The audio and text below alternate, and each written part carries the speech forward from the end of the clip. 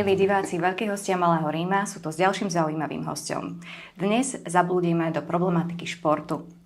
Mojím hosťom je absolvent športového gymnázia Jozefa Herdu v Trnave, niekoľkonásobný majster sveta a rovnako tak aj olympijský reprezentant, pán Marián Kovačovci. Dobrý deň. Dobrý deň, pán Kovačovci. Športovcov tu nemáme často, o to viac sa teším, ale vy máte takú veľmi zaujímavú disciplínu a to je trap. Skúste našim divákom a divačkám hlavne prezradiť, v čom spočíva táto disciplína. Tak táto disciplína trap vlastne strieľa sa na asfaltové terče, strieľa sa z brokových zbraní. Je to vlastne jedna z mnohých brokových disciplín a je to olympijská disciplína, lebo olympijské disciplíny v brokovniciach sú len trap a skit. Je to naozaj také zaujímavé a ak sa pozriem na také slovenské pomery, možno aj netradičné. To športová streľba má naozaj viacero tých poddisciplín. Prečo ste si vybrali práve trap? Tak dá sa povedať, že broková streľba na Slovensku je historicky dlhodobo vnímaná veľmi dobre. Aj teda dokazujú to naše výsledky, ktoré dosahujeme aj reprezentanty predo mnou, aj teda určite moja generácia, dúfam, že aj generácia po mne, čo bude. Takže historicky je táto streľba dosť zakorenená v strelectve. Myslím, že veľmi dobré korene má a veľmi šikovných ľudí a športovcov. Je priamo, bolo v športovom gymnáziu Jozefa Herdu niekto, kto vás viedol týmto smerom, alebo ste si tú cestu našli sám? Viete čo, túto cestu, ja som vlastne od 12 rokov ma priviedol na strelnicu otec môj. Ten chodil športovo strieľať, on strieľal z pištole, ale odskúšal som v Trnave na strelnici vlastne streľbu z brokovnice, tak ma to tak nadchlo, že to už je vlastne toto 27. rok, ktorý strieľam reprezentačne. Tak to je veľmi pekné výročie, 27 rokov naozaj pri niečom zostať. To je obdivuhodné, verím, že ešte tých pár vočkov potiahnete. Nech je tam ešte okrúhlejšie jubileum. Vy ste nás reprezentovali na viacerých olympijských hrách, či už to bolo Rio de Janeiro alebo nedávno v Paríži. Ako si spomínate možno na tieto olympijské hry? Ak si ich porovnáte, možno v čom boli rozdielne, ktoré vás prekvapili a ktoré mali možno také najlepšie podmienky? Tak dá sa povedať, že vlastne prvá moja olympiáda bola v 2016 v Rio de Janeiro, kde som obsadil 18. miesto. Tam bolo to vlastne taká skúška toho všetkého, bolo to jednoducho niečo nové pre mňa, lebo olympijské hry nie každý športovec zažije. Potom to boli olympijské hry 2021, vlastne Tokio, kvôli pandémii boli o rok posunuté, tam som skončil v 8. A teraz boli tieto olympijské hry v Paríži, kde tam musím nie sa pochváliť, bolo to 26. miesto, kde som s tým výkonom nebol spokojný, ale jednoducho boli aj nejaké zdravotné problémy z mojej strany, ktoré sa nedali pre tú olympiádu nejak vyriešiť moc dobre. Ale podmienky boli v Paríži pripravené veľmi dobre, strelnica veľmi dobre nachystaná, jednoducho organizátori si dali záležať, veľmi dobre to zvládli a tam nebolo čo vytknúť, tam podmienky boli veľmi dobre pripravené. Ak si všetky tieto tri možno olympiády, ja viem, že každá súťaž, každý ten pretek je pre vás zaujímavý a dávate do toho čo najviac, ale ak si možno tieto tri olympiády porovnáte, v ktorej ste sa cítili vy aj zdravotne, aj naozaj, pokiaľ ide o organizačné podmienky, najlepšie? Tak úplne maximálne dobre zorganizované to bolo v tom Tokiu. V tom post-covidovom období dá sa povedať, že tam to bolo všetko tip-top, aj teda zdravotne, aj forma tam bola veľmi dobre vyladená, kde sa to aj odzrkadlilo, teda aj na tom umiestnení.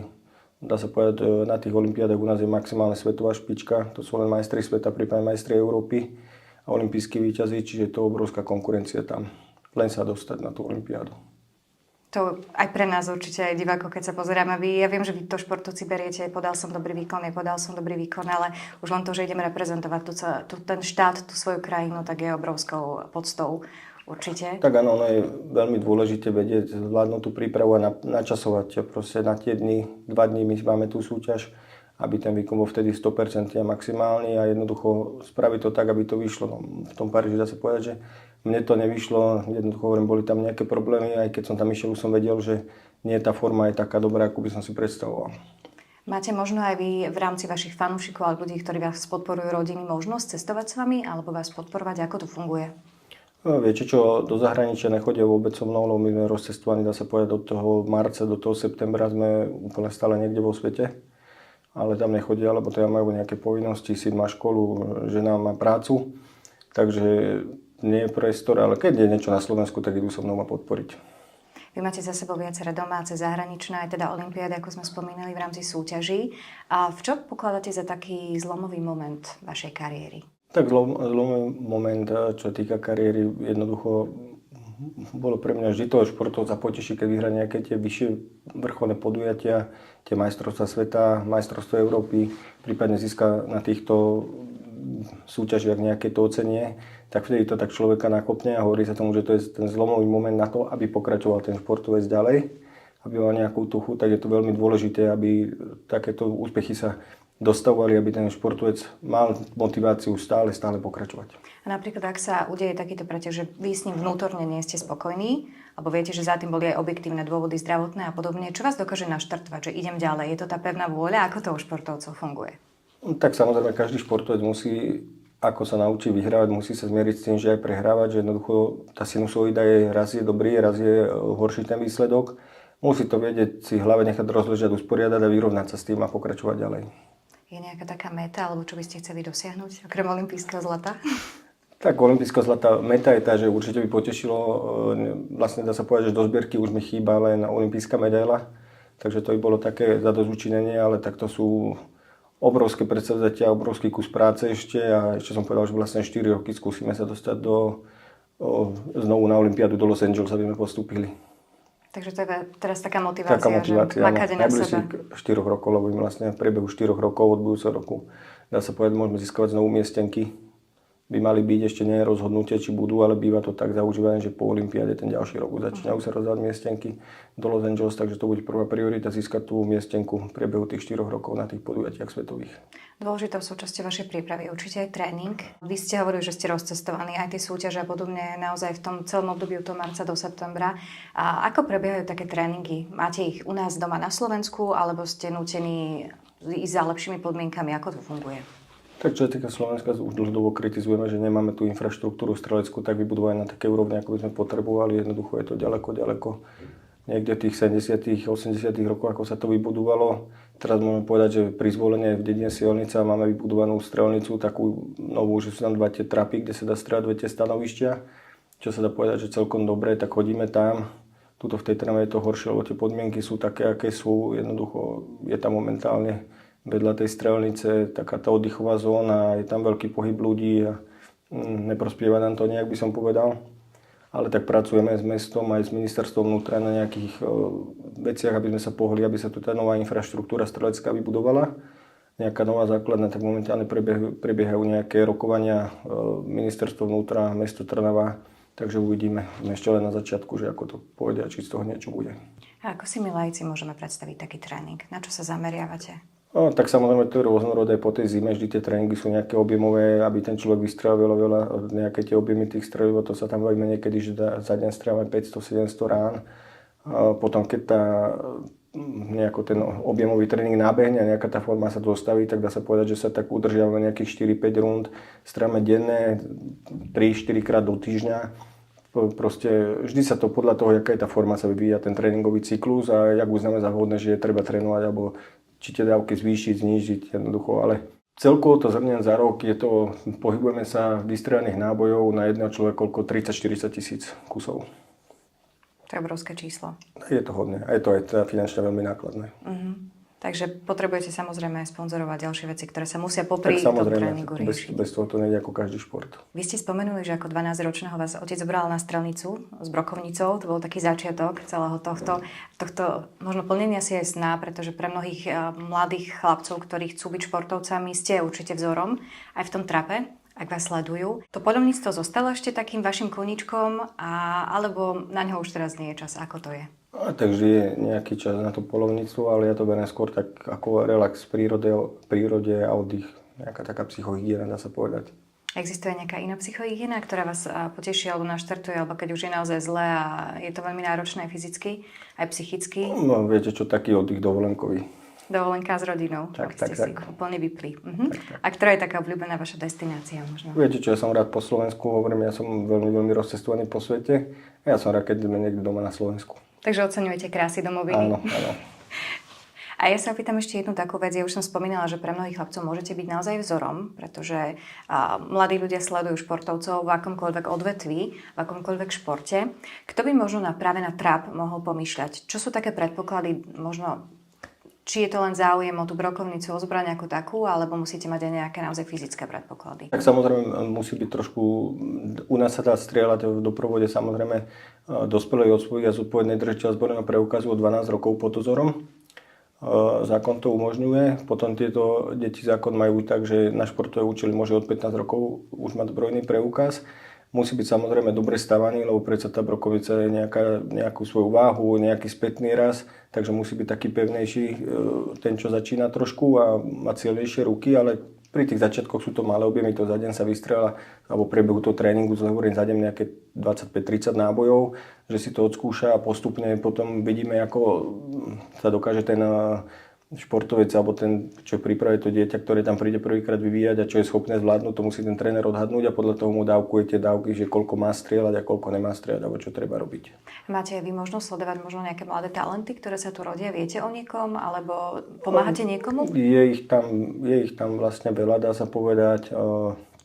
V Trnave na Strelnici je tam dosť tých mladých, ktorí tam chodia. Len smutné trošku to hovorím, že je to finančne dosť náročné. Aj niektorí, ktorí sú dobrí, tak musia skončiť preto, lebo jednoducho nedokážeme ten šport utiahnuť pre nich. Čiže naozaj nie je to len o tom talente, ale je to aj o týchto zákulisných veciach. Presne, to je aj o tých peniazoch, čo si môžu tí rodičia dovoliť. A jednoducho, keď si zoberiete, že na mesiac ten tréningový cyklus ide 500 eur, nie je to malá položka. To hovorím, že to je to minimum. To je ten základ. Keď začínate, nie už keď hovoríme o profesionálnom športe. Vy ste už spomínali, že na Slovensku teda tie podmienky nie sú také, ako by ste si predstavovali. A určite komunikujete aj s inými športovcami z iných krajín, ktorí súťažia s vami v trape, alebo máte tam naozaj také konkurenčné prostredie? Ako to funguje? A nie, viete čo, dobre si vychádzame s tými športovcami, komunikujeme. Samozrejme tá svetová veľmoc strelecká, Taliansko, Španielsko, Amerika, oni sú úplne niekde v iných leveloch, v iných číslach. V Taliansku je to tretí najpopulárnejší šport. Dá sa povedať, tam je strelnica na každom 10 kilometri táto broková. Takže oni sú vášniví fanatici strelby, takisto Španielsko aj Taliansko, hovorím, to je taká masa. Oni majú obrovské zázemie, obrovské členstvo klubov, kde teda veľmi táto strelba je populárna, majú veľké základne strelecké. Takže ak by som sa vás aj opýtala, čo by ste si tu na Slovensku prijali, tak asi by sme museli ísť míľovými krokmi, aby sme niečo také dosiahli. Určite áno. Prospel by vám možno aj taký mediálny väčší záujem o tento šport? Tak samozrejme, my to dlhodobo vnímame tak, že jednoducho ten mediálny záujem je u nás vždy pre tú olympiádu, lebo každý od tých strelcov čaká nejaké tie medaile a nebolo to inak ani tento rok. Pri tých olympijských hrách, hovorím, trošku bolo smutné, že teda sa nepodarilo tej Vaneského Koveta, bola štvrtá, že nejakú tú medailu nezískala, lebo každý očakával od tých strelcov nejakú medailu, lebo fakt tam bolo asi na tej olympiáde z toho strelectva, či od nás zo Slovenska, čo sa týka brokovej streľby, ale aj pištolovej streľby, guličkovej streľby, asi to top, čo má Slovensko. A jednoducho, tak jak Paťo Jany z Duchovke alebo Tužinský, ktorí sú top strelci a tiež jednoducho, dá sa povedať, že pohoreli, sa im takisto nezadarilo, tak bolo to trošku také smutné, tak ten mediálny záujem by určite prospel, keď boli v priebehu nejakého celého obdobia toho streleckého, nielen pred olympiádou, aby sa tento šport zviditeľnoval, aby trošku napredoval viac. A ak hovoríme o športe, mali ste aj možnosť v tom Paríži si pozrieť nejaké disciplíny? Ste vy fanúšikom niečoho, alebo nebol na to popri vašich povinnostiach vôbec čas? Viete čo, my sme boli, strelnica bola jediná od Paríža 300 km, my sme boli vzdialení, takže my sme neboli ani v olympijskej dedine. Takže my sme boli takí trošku odtrhnutí od tej olympiády, dá sa povedať. Pred vami sme tu mali Veroniku Vadovičovú, tá je zase v parastrelbe, takže nám hovorila o týchto podmienkach, že je jej trošku aj ľúto, že nemôže byť v tom centre, ale na druhej strane sa teší na kolegov, takže asi vzájomne, ako to funguje u vás, tak aj pri parastrelbe ste dobrý tým. Áno, tak. A ak hovoríme o tej naozaj športe, o takej tímovej práci, o spolupráci, o podpore, ale aj o ťažkých momentoch, keď sa človeku nezadarí. A náš host vždy dostáva na záver taký svoj priestor, že čo by odkázal divákom. Je to pre nich vždy najťažšia časť, čo poviem. Ale čo by ste možno vy odkázali aj mladým chlapcom, mladým dievčatám, ktoré to zaujíma, alebo ktorých celkovo zaujíma šport na vrcholovej úrovni, ktorý vy robíte. Čo preto musia urobiť oni sami? Nech sa páči. Tak samozrejme, keď máme dať odkaz týmto mladým športovcom alebo tým divákom, aby prišli pozrieť do tej Trnavy na Strelnicu, na Štrky, keď sú tam tieto naše podujatia, zistia, že to je veľmi zaujímavý šport, veľmi ťažký šport a dá sa povedať, že s veľkou obľubou tých ľudí, ktorí sú tam. A možno, že bude to, že čo ich práve nominuje k tomu, alebo motivuje k tomu, aby jednoducho sa zúčastnili aj oni nejakých tých prvých začiatočných tréningov, tí mladí ľudia. a možno časom budú z nich dobrí strelci, ktorí nás nahradia. Ja vám veľmi pekne ďakujem a prajem, aby množstvo úspechov len tešilo a keď prídu aj tie horšie chvíle, tak aby tam boli aj nádejní ľudia, ktorých vy podržíte a zase im ukážete tú správnu cestu a možno v budúcnosti aj ako tréner. Neviem, aká budúcnosť je pripravovaná u vás, ale prajme vám naozaj, aby sa vám vo všetkom darilo, do čoho sa pustíte. Ďakujem veľmi pekne za váš čas. Ďakujem aj veľmi pekne. Milí diváci, to bol pán Kovačovci, vrcholový športovec v Trape. Ja vám ďakujem za vašu pozornosť, pozývam vás sledovať sociálne siete a webovú stránku Trnavského e-reportu. Majte pekný deň. Dovidenia.